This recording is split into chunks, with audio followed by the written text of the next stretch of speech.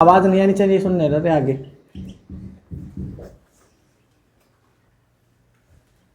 नियम इसे बोलते हैं लॉ ऑफ डोमिनेंस।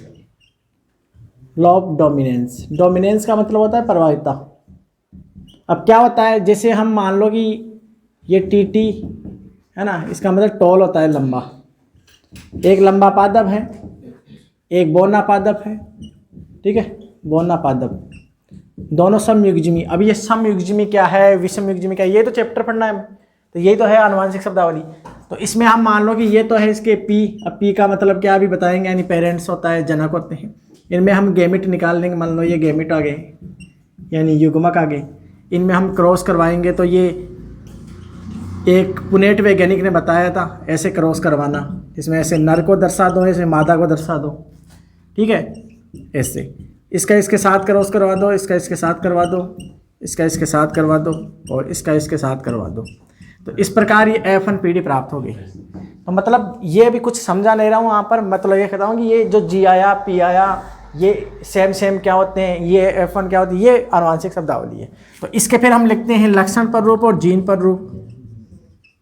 लक्षण पर रूप अनुपात और जीन पर रूप, तो सारे के सारे क्या है, लंबे हैं, इसलिए 100% लंबे पादप। ये तो इसका हो गया जीनोटाइप, जिसे दर्शय प्रारूप भी बोलते हैं। क्या बोलते हैं, दर्शय प्रारूप या फिनोटाइप, इंग्लिश में बोलते हैं फिनोटाइप रेशियो। ये सारी बातें करेंगे आज। तो एक तो पॉइंट तो ये हो गया। दूसरा ये होता है जीन पर रूप, जिसे जीनोटाइप बोलते हैं, अनुपात, ठीक है। तो ये भी क्या है, सारे सारे विषमयुग्मी हैं या संकर। तो विषमयुग्मी मतलब जीनोटाइप का मतलब ये होता है, विषमयुग्मी लंबे, सभी लंबे हैं, सभी लंबे, 4 पादप हैं। तो ऐसे हम इनको जीनोटाइप। देखो इधर, यहाँ हम एकल संकरण करवा रहे हैं। अभी लिखाया था मैंने एकल संकरण, द्विव संकरण। एक लक्षण की वंशागति के ध्यान से एकल संकरण पादप की ऊंचाई से संबंधित है, ये प्रभावी है, ये अप्रभावी है, विप्रेयसी हो गया। तो और यहाँ पर F1 PD प्राप्त हो गई है जनक से। तो परिभाषा क्या होगी, F1 PD में जो लक्षण अपने आप को दर्शाता है प्रभावी लक्षण, जो लक्षण अपने आप को नहीं दर्शाता, मतलब अभिव्यक्त नहीं होता है, उसे अप्रभावी लक्षण कहते हैं। इसे ही मेंडल का पहला नियम कहते हैं या प्रभाविता के नियम कहते हैं, ठीक है। तो इसका परिभाषा आप लिख लो और बस ये हो गई इसकी परिभाषा। ये ऐसे कैसे उतार लेना फिर। तो परिभाषा क्या है, परिभाषा तो क्या है, जब एकल लक्षण के लिए,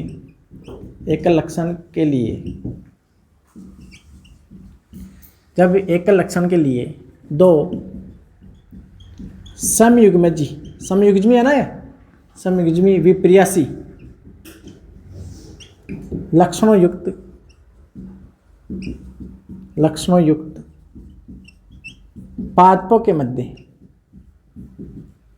के मध्य क्रॉस यानी संकरण करवाया जाता है। तो F1 PD में, F1 PD मतलब जनक से प्राप्त प्रथम पीढ़ी, ये जनक है इसलिए P और ये F1 PD तो करवाया जाता है। तो F1 PD में अभिव्यक्त लक्षण को प्रभावी लक्षण व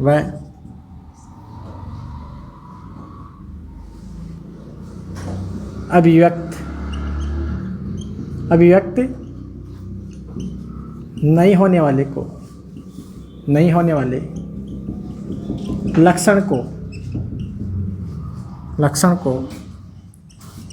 अप्रभावी लक्षण कहते हैं। तो आप देख सकते हो यहाँ लंबे वाला ही प्राप्त हो रहा है और बोने वाला प्राप्त नहीं हुआ है।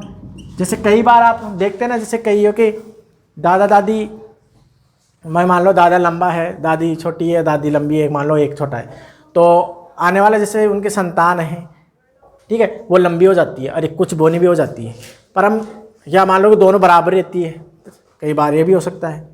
तो कई बार ऐसे हो जाते हैं F2 PD आएगी, उसमें सारे लंबे हो जाते हैं, बोनम भी हो जाते हैं। तो पर यहाँ परिभाषा क्या कहती है कि F1 PD में जो लक्षण दर्शाएगा ना, उसे हम क्या मानेंगे, प्रभावी लक्षण। जो नहीं दर्शक है अप्रभावी लक्षण है, रिसेसिव बोलेंगे। तो इसे हम बोलते हैं क्या, प्रभावी अप्रभावी का नियम, यानी प्रभाविता का नियम। ठीक है, एकल संकरण है। ठीक है, तो ये था नियम, ये आप पूरा मैंने लिख दिया है, इसे नोट कर ले, ये था पहला नियम। ठीक है।